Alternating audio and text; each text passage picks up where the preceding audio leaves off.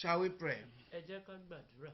Father, in the name of Jesus. Bàbá ní orúkọ Jésù. Almighty God, we thank you for another moment of your word. Ọlọ́run a dúpẹ́ fún àkókò ọ̀rọ̀ rẹ̀ mìíràn. The joy of salvation. Adùn ayọ̀ ìgbàlà. We give you praise because you are faithful. A dúpẹ́ lọ́wọ́ yín nítorí pé Be olóòótọ́ ni yín. exalted in the name of Jesus. Olúwa ẹ di gbígbéga lórúkọ Jésù. As we will break the bread of life, Bí a ṣe ń pín ọ̀rọ̀ Ọlọ́run. you send your word into our hearts, Ọlọ́run ẹ rán ọ̀rọ̀ yín sí ọkàn wa. and may we never remain the Kí same. ayé wa kó má wà bákan náà In mọ́. the name of Jesus. Ní orúkọ Jésù Kristi. Everything stolen away by the enemy, Ohun gbogbo tí Sátánì ti jí. we claim them back A gbà wọ́n padà. by divine restoration. Nípa agbára ìgbàpadà Ọlọ́run. In the name of Ní Jesus. orúkọ Jésù. Thank you, Father. Olúwa a dúpẹ́ lọ́wọ́ yín. In Jesus' name we Ní pray. orúkọ Jésù Kristi Olúwa ni a gbàdúrà. Amen. Àmín. Today, by the grace of God, Lónìí nípa oore ọ̀fẹ́ I shall be Ọlọ́run. sharing the word of God A ó máa pín ọ̀rọ̀ Ọlọ́run. under this title, Ní abẹ́ orí ọ̀rọ̀ The Lord will restore. Olúwa yóò ṣe ìdápadà fún The wa. Lord will restore. Olúwa yóò dá wa padà. I want all of us to open our Bibles to the book of Mo Joel. fẹ́ kí gbogbo wa ká ṣí Bíbélì wa sínú ìwé Jóẹ́lì. Joel chapter 2. Ìwé Jóẹ́lì orí kejì. We shall read verses 25 to 27. A ó máa kà láti orí karùndínlọ́gbọ̀n títí di orí kẹtàdínlọ́gbọ̀n. Joel chapter 2, 25 to 27. Ìwé Jóẹ́lì orí kejì láti ẹsẹ̀ kẹẹ̀dọ́gbọ̀n títí di ẹsẹ̀ kẹtàdínlọ́gbọ̀n. And I read from the word of God. Ó kà báyìí nínú ọ̀rọ̀ Ọlọ́run. So I will restore to you the years that the swarming locust has eaten, the crawling locust, the consuming locust, and the chewing locust, my great army which I send among you. Èmi ó sì mú ọdún wọ̀nnì padà fún yín wá, èyí tí eṣú òun kòkòrò jewéjewé àti irú kòkòrò kejì àti irú kòkòrò jewéjewé mìíràn ti fi jẹ àwọn ogun ńlá mi tí mo rán sáàrin yín. You shall eat in plenty and be satisfied. Amen.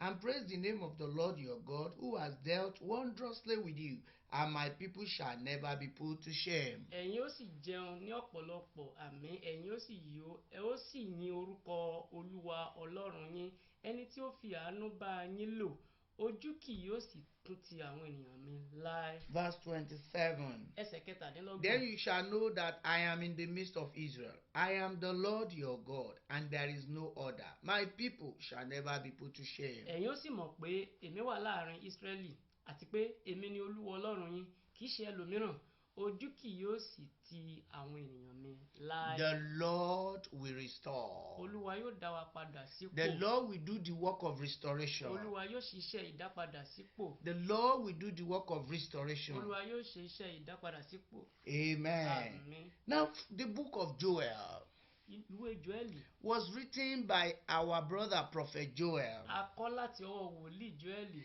This Prophet Joel was an highly educated man of God. Wòlíì Jóẹ́lì ó jẹ́ ẹni tí Ọlọ́run fún ní ìmọ̀ ìjìnlẹ̀ He púpọ̀. has studied history on the past prophecies of past prophets. Ó ti ṣe àwọn ìwádìí lórí àwọn àsọtẹ́lẹ̀ tẹ́lẹ̀ tó ti ṣe ìwádìí tó gbòógì. He is conversant with what was happening around him. Ó mọ ohun gbogbo tó ń ṣẹlẹ̀ ní tòsí rẹ̀, ó lóye gbogbo rẹ̀. The Lord called him to call Israel, Jerusalem and Judah to order. Ọlọ́run lò ó láti pe ìlú Jerusalem àti Judah láti pè wọ́n papọ̀. Jerusalem and Judah are living in sin. Ìlú Jerusalem àti ìlú Judah wọ́n ń gbé nínú ẹ̀ṣẹ̀. And there was a natural catastrophe. Àwọn ìṣẹ̀lẹ̀ aburú ó sì máa kanlẹ̀ ń ṣẹlẹ̀. That catastrophe was so terrible that this man had to use it to preach to them. Àwọn ìṣẹ̀lẹ̀ aburú tó máa ń ṣẹlẹ̀ sí àwọn ìlú wọ̀nyí ó máa ń ṣẹlẹ̀ lóòrèkóòrè, èyí tí ọkùnrin sì máa fi ń lò láti fi ọkàn Ọlọ́run fún wọn. There was this particular one in Joel chapter 1. Ìkan wà ní Jóẹ́lì orí kìíní. Verses 2 to 4. Láti ẹsẹ̀ kejì sí ẹsẹ̀ ìkẹrin. Hear this, you elders, and give ear, all you inhabitants of the land. Has anything like this happened in your days, or even in the days of your father? Gbọ́ èyí ẹ̀yin arúgbó, sì fi etí sílẹ̀ gbogbo ẹ̀yin ará ilẹ̀ náà, èyí á wà ní ọjọ́ yín tàbí ní ọjọ́ àwọn baba yín. Tell your children about it. Let your children tell their children and their children, another generation. Ẹ sọ fún àwọn ọmọ yín àti àwọn ọmọ yín fún àwọn ọmọ wọn àti àwọn ọmọ wọn fún àwọn ìran mìíràn. What the chewing locust left, the swarming locust has eaten. What the swarming locust left, the crawling locust has eaten. And what the crawling locust left, the consuming locust has eaten. Èyí tí irú kòkòrò kan ti jẹ kù ni eṣú jẹ, àti èyí tí eṣú jẹ kù ni kòkòrò mìíràn jẹ, èyí tí kòkòrò náà sì jẹ kù ni kòkòrò mìíràn náà jẹ. This catastrophe happened in the time of Joel. Àwọn ìṣẹ̀lẹ̀ búburú wọ̀nyí ó ṣẹlẹ̀ ní àkókò wòlíì Jóẹ́lì. And Prophet Joel was using it to preach to the people of Jerusalem. Wòlíì Jóẹ́lì, Ọlọ́run ń lò ó láti fi wàásù fún gbogbo àwọn ará Jerusalem àti Juda. He was calling them to order that they should consider it as any evil like this where locusts will eat everything. Has it ever happened Ó before? ń pè wọ́n sí àjọ tó níròònú wípé irú ìṣẹ̀lẹ̀ tó ṣẹlẹ̀ yìí só ti ṣẹlẹ̀ bẹ́ẹ̀ rí nínú ìtàn ìlú yìí. And you see this enemy ravaging the land, eating their crops, eating their products. Àwọn kòkòrò tó jẹ́ ọ̀tá sí àwọn irúgbìn wọ̀nyí ó bẹ̀rẹ̀ sí ní pọ̀ lórí ilẹ̀, ó ń jẹ gbogbo irúgbìn àti èso irúgbìn èyí tí wọ́n ti And jẹ Joel kókórè. said this is a great problem. Wòlíì Jóẹ́lì wá wípé eléyìí jẹ́ ìṣòro tó ga. And so in an attempt not to just talk about change, he talked about way out.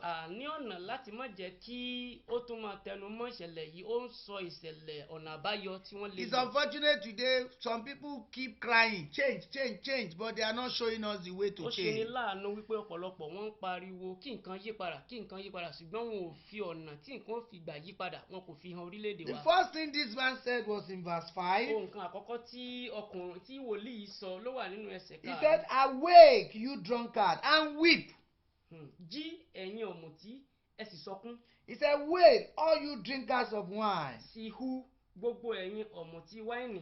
In verse 8, he said, lament like a virgin girded with sackcloth. Ẹ pohùn réré ẹkún bí wúńdíá tí a fi aṣọ ọ̀fọ̀ dì ní àmùrè. In verse 9, he said, the priest mourned who ministered to the Lord, the last line, verse 9. A ké ọrẹ jíjẹ àti ọrẹ mímu kúrò ní ilé Olúwa.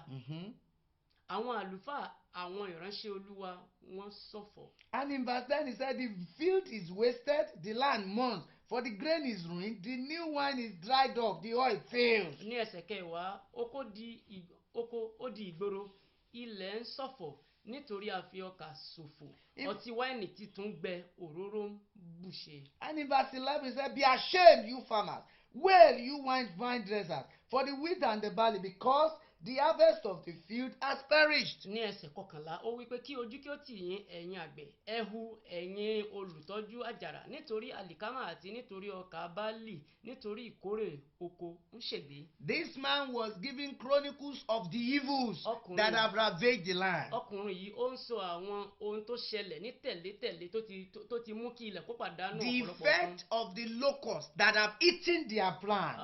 Ohun tí àwọn kòkòrò àti àwọn kòkòrò yìí tí wọ́n ti dá sílẹ̀ tó ti jẹ àwọn irúgbìn wọn ní ilẹ̀ wọn. So he was chronicling them. He was mentioning them one by one. Ó ń tò wọ́n lẹ́sẹẹsẹ bí ó ṣe ṣẹlẹ̀ kó lè yé wọn. Yes, he was talking about the problem. He did not stop on problem. He gave solution. Ó ń tò lẹ́sẹẹsẹ nípa àwọn ìṣòro tó bá ilẹ̀ náà. Kìí ṣe pé ó ń tò àwọn ìṣòro nìkan, ó wá ń sọ ọ̀nà àbáyọ tí wọn yóò lè gbà.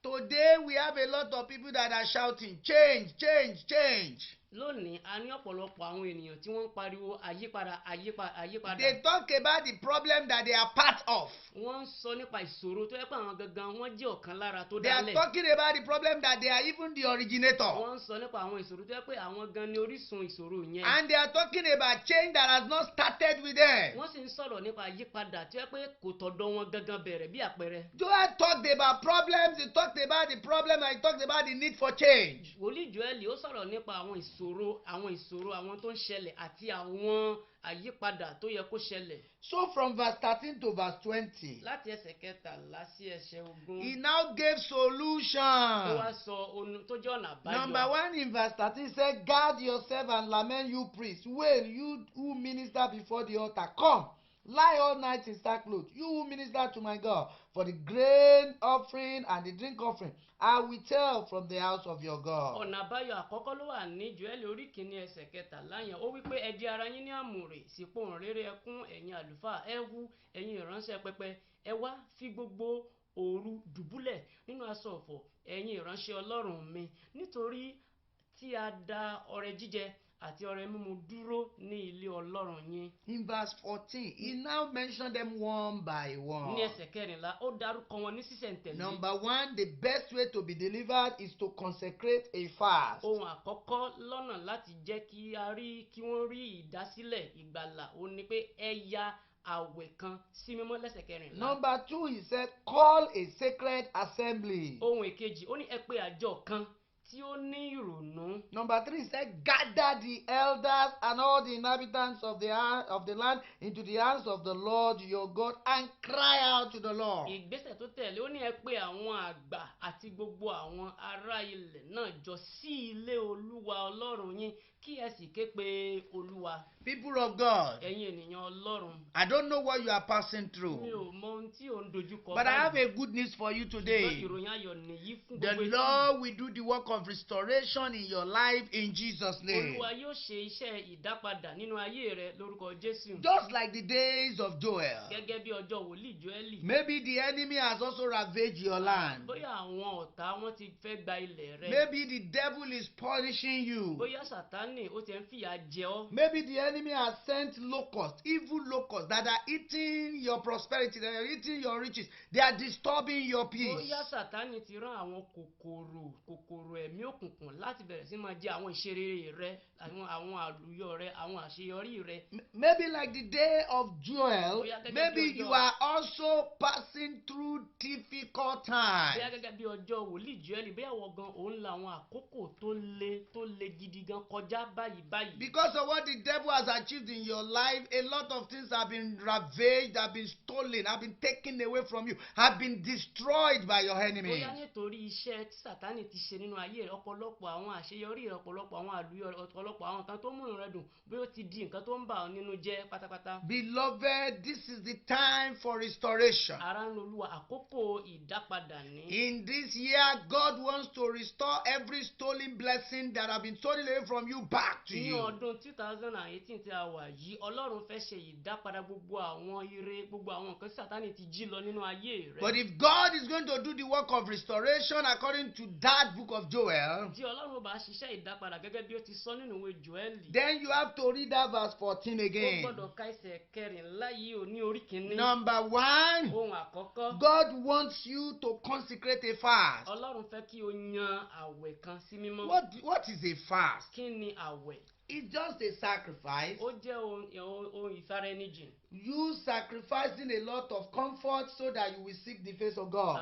Fífi ara jìn, fífi ara rẹ, fífi àwọn nǹkan tó lè mú ìgbádùn wá, fífi sílẹ̀ láti jẹ́ kí o wá ojú Olúwa. Many people strive to do away with food in order to seek the face of God. Ọ̀pọ̀lọpọ̀ ènìyàn ni wọ́n máa ń fi oúnjẹ sílẹ̀ láì jẹ kí wọ́n lè wá ojú Olúwa. Some people separate themselves from their loved ones in order to seek the face of God. Ọ̀pọ̀lọpọ̀ àwọn ènìyàn wọ́n ń yára wọn sọ́tọ̀ láti má súnmọ́ aya wọn láti lè fi wá ojú Olúwa Some dáradára. people, they stop what they love so that they can seek the face of God. Ọ̀pọ̀lọpọ̀ wọ́n ń dá ohun tí wọ́n nífẹ̀ẹ́ sí jù lọ dúró kí wọ́n lè fi wá ojú Olúwa. What people love doing, many people stop it because they are seeking the face of God. Ohun tí ọ̀pọ̀lọpọ̀ fẹ́ràn àti ṣe, àwọn máa ń dá dúró láì ṣe, wọ́n yàn gẹ́gẹ́ bí àwẹ̀ láti fi wá ojú Olúwa. So when I say consecrate a fast according to the Bible, Nígbà tí a bá ń sọ wípé kí ẹ ya àwẹ̀ kan sí mọ́ gẹ́gẹ́ bí Bíbélì ti wí. we are saying that you should make sacrifices to seek the face of Ohun God. tí à ń sọ ni wípé kí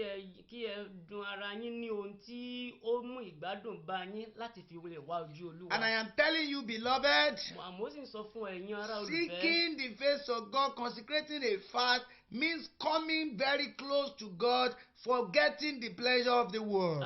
Ní yíyára sọ́tọ̀ nídùn ara ẹni ní ohun tí èèyàn fẹ́, ó máa jẹ́ kí ènìyàn kó wá ojú Olúwa kó sì múra rẹ̀ kúrò nínú ohun adùn ayé. And that is number one. Ohun kan àkọ́kọ́ nìyẹn. If you desire restoration from God, Tí o bá fẹ́ ìdápadà látọ̀dọ̀ you Ọlọ́run, don't only make sacrifices. kì í ṣe wípé o kàn fi nǹkan kan dun ara rẹ nìkan. Number two, Ohun èkejì. call a sacred assembly. Ohun èkejì, nígbà tí a bá ti yan àwẹ̀ sọ́tọ̀ sí, a ní ká pe àjọ kan tí ó ní ìrònú. Nigeria is passing through turbulent times. Ìlú orílẹ̀-èdè Nàìjíríà ó ń la àwọn ìkòríta èyí tó lágbára jùlọ kọjá. Boko Haram is destroying people. Àwọn apanipani wọ́n ń pa àwọn ènìyàn púpọ̀. Even the Fulani herdsmen are not giving us rest. Àwọn tí à ń pè ní àwọn darandaran jẹ́ Fúlàní, àwọn náà tó ń ṣọṣẹ́ púpọ̀.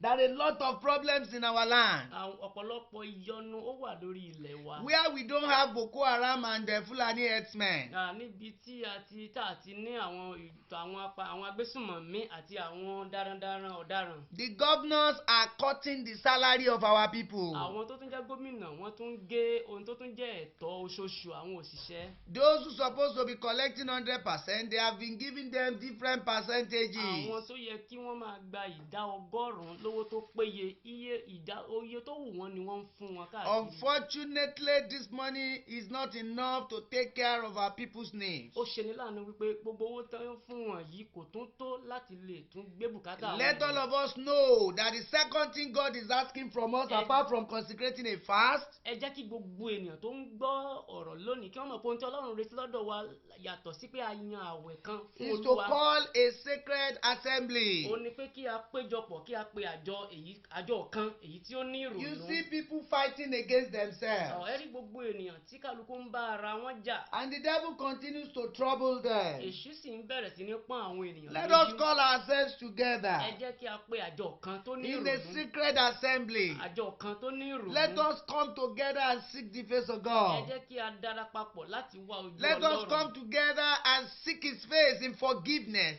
in transformation. Ẹ jẹ́ ká pera papọ̀ láti wá ojú Ọlọ́run, láti béèrè ìdáríjìn, láti béèrè àyípadà lọ́dọ̀ Olúwa. Number 3, let us gather Christian leaders of faith. Ọ̀nà àbáyọ kẹta ó ní wípé kí a pe àwọn Kìrìsìtẹ́nì gidi papọ̀ tó jẹ́ olórí Kìrìsìtẹ́nì Leaders in the land. àwọn olórí Kìrìsìtẹ́nì. Let all of us come to the house of God. Gbogbo wa kí a parapọ̀ ká pàdé nílé Let Olúwa. us cry out our heart to God for forgiveness. Kí a sẹkún ká pohùn réré ẹ̀dùn wa fún ìdáríjì Let's sí Ọlọ́run. cry for Ẹ restoration. jẹ́ kí a pariwo sí Ọlọ́run fún ìdápadà. If we can do this, Tí a bá lè ṣe èyí, God has promised. Ọlọ́run ti ṣèlérí. Let us go to chapter 2, Tí a bá lọ sí orí kejì ìwé where we Jóẹ́lì, have read 25 to níbi tí a 27. ti kà ní ẹsẹ̀ kẹẹ̀ẹ́dọ́gbọ̀n. If we can do all these things, Tí a bá lè ṣe àwọn nǹkan ìgbésẹ̀ wọ̀nyí, then the Lord said in verse 25, Ọlọ́run wá ṣèlérí ní ẹsẹ̀ I kẹẹ̀ẹ́dọ́gbọ̀n. will restore to you. Èmi ó mú àwọn ọdún padà. I will restore to Èmi you. ó mú padà. There are two things in the passage today. Àwọn nǹkan méjì nínú ibi tí a kà yìí ó I wà. have told you the title of the message is The Lord Will Mo Restore. ti sọ fún wa ohun tó jẹ́ orí ọ̀rọ̀ ìwàásù yìí pé Olúwa yóò dá padà. So the first thing is that the Lord indeed will do the work of restoration. Ohun tí ó jẹ́ pàtàkì ni pé Ọlọ́run yóò ṣiṣẹ́ ìdápadà. In chapter 2, verses 12 to Ní 17, orí kejì ìwé Jóẹ́lì láti ẹsẹ̀ kejìlá títí dé the Lord called for ìkẹtàdínlógún. repentance Ọlọ́run pè fún ìrònúpìwàdà through prophet Joel. láti ọ̀dọ̀ wòlíì And he Jóẹ́lì. said, if we can do that, Ó sì wá wípé tí a bá lè ṣe èyí, in verse 25, I will restore. Ọlọ́run wípé òun ó dá padà. What has the enemy taken away from Ohun you? tí ọ̀tákọ̀tá ti mú kúrò lọ́dọ̀ rẹ. Maybe your health. Bóyá àlàáfíà rẹ. You have not been well. Ara rẹ kò yá dáadáa nínú You fall àlàáfíà. sick today, you fall sick Ó tomorrow. ṣubú sínú àárẹ̀ lónìí, ó ṣubú sínú àárẹ̀ You lọ́la. don't even know what is wrong with Kò you. tiẹ̀ mọ tó ń ṣokùnfà rẹ̀ rárá. Maybe that is what the enemy have taken away from you. Bóyá ohun tó jẹ́ ohun tí Sàtánì, àlàáfíà ni Sàtánì ti mú kúrò lọ́dọ̀ I rẹ̀. pray for you Mo today. gbàdúrà fún ọ lónìí. The Lord will restore your health in the name of Jesus. Ọlọ́run yóò dá padà àlàáfíà rẹ tó péye lórúkọ What has the Jésù. Lord taken away from you? Kí ni tí Sátánì ti mú kúrò lọ́dọ̀ rẹ. What has the devil taken away from Kí you? Sátánì ti mú kúrò lọ́dọ̀ rẹ. Maybe your husband, maybe your wife. Bóyá ọkọ rẹ, bóyá ìyàwó rẹ. Your home is no more happy. Ilé rẹ kò wà ní ìrẹ́pọ̀ There is Kristẹni no mọ́. joy in your family Kò sí again. ayọ̀ Kristẹni nínú ìdílé rẹ Your mọ́. husband beats you anyhow. Ọkọ rẹ ń nà ọ́ bó bí Your bí wife ẹran is jẹ. behaving anyhow. Ìyàwó rẹ ń hùwàkiwà. This is what the Lord is Ohun tí saying. Ọlọ́run sọ lónìí I nìyí. will Èmi restore. yóò ṣe ìdápadà I tó pray sọnù. for somebody hearing Mo me. gbàdúrà fún ẹni tó ń gbọ́ mi The lónìí. peace that the enemy have taken away from your family. Àlàáfíà tí ọ̀tá ti mú kúrò nínú The ìdílé Lord rẹ. will restore it in the name of Jesus. Olúwa yóò dá padà lórúkọ Jésù. Maybe you now live in debt. Bóyá o ń gbé nínú gbèsè. You now live in debt. O ń gbé nínú gbèsè. You don't even know what to Kò do. tiẹ̀ mọ tí o ṣe. The enemy is punishing you in debt. Àwọn ọ̀tá wọn ń fojú kún ọ You nínú have a gbèsè. lot of debts to O pay. ní ọ̀pọ̀lọpọ̀ gbèsè tí The o Lord fẹ́ san. said, Ọlọ́run sọ wípé I will èmi restore. yóò dá padà. I will Èmi restore. yóò dá padà. I pray for Mo somebody. gbàdúrà fẹ́nìkan tó ń gbọ́ Today, lónìí. there is restoration from death for you in the name of Jesus. Ìdápadà wà fún irú rẹ lónìí lórúkọ Jésù. Maybe what the enemy has taken away from you Bóyá tí ọ̀tá ti mú kúrò lọ́dọ̀ rẹ. is the joy of your Ó ní salvation. ayọ̀ ìgbàlà rẹ. Is the joy of your Ó ní salvation. ayọ̀ ìgbàlà I rẹ. have good news for you Mo ní ìròyìn today. ayọ̀ fún ọ The lónìí. Lord said, Ọlọ́run wípé I will èmi restore yóò dá the padà. joy of your salvation Ayọ̀ ìgbàlà in rẹ. the name Ní of Jesus. orúkọ Jésù. Something is troubling you. Àwọn nǹkan ó ń dà ọ́ láàmú. You have lost your job, Ó ti sọ iṣẹ́ or you don't even have a job at Bóyá all. òun tiẹ̀ wá níṣẹ́ You are òṣìṣẹ́. looking for admission, Bóyá òun wá àti gbà ọ́ sílé ìwé or gíga. you don't even enjoy your school. Tàbí ilé ìwé rẹ kò tiẹ̀ yí ọ You bó ṣe face lọ. problem in the Ìṣòro school kan pẹ̀lú èkejì ní skul ní ilé all ìwé rẹ the ní time. gbogbo ìgbà. Your boss is troubling you at the place of work. Ọ̀gá rẹ ń dà ọ́ láàmú níbi ẹnu iṣẹ́ rẹ. They have not promoted you for a very long Wọn time. ò fún ọ ní ìgbéga fún ọ̀pọ̀lọpọ̀ This ọdún. is what the Lord Ẹ says. gbọ́ ohun tí Olúwa sọ I will lónìí. restore to Èmi you. yóò dá padà fún ọ. I will restore to Èmi you. yóò dá padà I fún ọ. will restore to Èmi you. Olúwa yóò dá I padà will fún ọ. restore to you. Olúwa yóò dá padà fún ọ. Beloved, Ará ní the Lord olùfẹ́. is going to restore your health. Ọlọ́run ṣèlérí láti He's dá going to restore your àlàáfíà rẹ padà. peace. Yóò dá àlàáfíà He's rẹ going to padà. restore your Yóò home. dá ilé rẹ He's padà. going to restore your Yóò job. dá iṣẹ́ rẹ He's padà. going to restore your admission. Yóò dá He's ilé going ìwé to gíga restore padà fún all ọ. blessings to you. Yóò dá àwọn ìbùkún padà Those who fún have ọ. forgotten to do Gbogbo you àwọn good, tó ti gbàgbé they rẹ will fún come rere. back and beg you with their Wọ́n blessing. parapọ̀ láti bẹ̀ ọ́ fún In ìbùkún. the name of Ní Jesus. orúkọ Jésù. But how is he going to Báwo ni restore? ó ṣe wá ṣe é ṣe? If you take this step, Bí ìwọ bá lè ṣe if you ìgbésẹ̀ come yìí, back to tí o Jesus, bá lè padà wá sọ́dọ̀ if you Jésù. come back to Tí o bá lè Jesus, padà wá sọ́dọ̀ Jésù. Jesus loves you. Jésù fẹ́ràn He rẹ. wants you back Ó home. fẹ́ kí o padà Give wá your sílé. life to Fi Him. ayé rẹ fún Give Jésù. your life to Fi Him. ayé rẹ fún Jésù. It has nothing to do with your Kò ní religion. nǹkan ṣe pẹ̀lú It has ẹ̀sìn rẹ. nothing to do with your Kò ní religion. nǹkan ṣe pẹ̀lú ẹ̀sìn tó ń sìn. Jesus came and said unto Jésù them, wá ó sì sọ fún wọn I pé am the way, èmi ní ọ̀nà, the truth, òtítọ́ and the life. àti ìyè. I am the Èmi way, ní ọ̀nà, the truth, òtítọ́ and the life. àti ìyè. That same Jesus Jésù kan náà is here today. ó wà níbí lónìí. Will you accept Jesus? Ṣé wàá gba Jésù Will lónìí? you accept Jesus? Ṣé wàá gba Jésù Will lónìí? you accept Jesus? Ṣé o pinnu láti gba Jésù Come to lónìí? Jesus. Wá sọ́dọ̀ Jésù. He loves you. Ó fẹ́ràn rẹ. If you are there, Tí o bá wà níbẹ̀ you are yẹn, making up your mind tí o pinnu lọ́kàn rẹ to give your life to láti Jesus. fi ayé rẹ nìkan so I fún Jésù. congratulate Mo you kí ọ kú oríire. because that's the greatest decision any Nítorí man pé can ìpinnu make. tó ṣe pàtàkì jùlọ And tó I am ènìyàn lè asking ṣe you ni. right now. Mo sì ń sọ fún ọ Place báyìí. your right hand on your Gbé chest. ọwọ́ rẹ lé And ọkàn say àyà after rẹ me, kí o sì máa sọ báyìí Lord pé Jesus, Jésù Olúwa. I am sorry Mo for living in sin. pinnu mo Forgive kábàámọ̀ my sin. mo kábàámọ̀ wípé Come mo into my dẹ́ṣẹ̀. life. Jésù wá sínú ayé mi. Forgive me Dárí gbogbo ẹ̀ṣẹ̀ mi jì and mí. wash me Kí clean. o sì wẹ̀ mí mọ́. Congratulations. Mo kí n kú If you oríire. take that step, Tí o bá gbé ìgbésẹ̀ your yẹn, sins are forgiven. gbogbo ẹ̀ṣẹ̀ rẹ ti di It is adáríjì. well with you. Ó ti dára fún ọ. If there is somebody there Tí ẹnìkan bá wà hearing my níbẹ̀ yẹn voice, tó ń gbọ́ mi, you desire a miracle of tí restoration, o fẹ́ iṣẹ́ ìyanu I will pray ìdápadà, for you right èmi now. ó gbàdúrà fún ọ ní. Father, I thank you for every heart I've had my Bàbá mo word. dúpẹ́ fún gbogbo tó ti gbọ́ mi I lónìí. pray Mo today gbàdúrà lónìí that you will forgive pé them. kí o dárí ẹ̀ṣẹ̀ jù And wọ́n. right now you restore back to Kí o ṣe them ìdápadà fún wọn. everything stolen away from Gbogbo tí them. ọ̀tá ti mú kúrò ní ayé In wọn. the name of Ní orúkọ Jesus. Jésù. From today, Látòní lọ. you are delivered. Ó di ẹni Thank you, ìdásílẹ̀ Jesus. lórúkọ Jésù In àdúpẹ́. Jesus' name we Ní pray. orúkọ Jésù Kristi. Amen. Olúwa wa, àmín. Continue to enjoy the restoration of Máa God. tẹ̀síwájú láti máa ní ìgbádùn ìdápadà God Olúwa. bless you. Jésù Olúwa bùkún ọ. Amen. Àmín.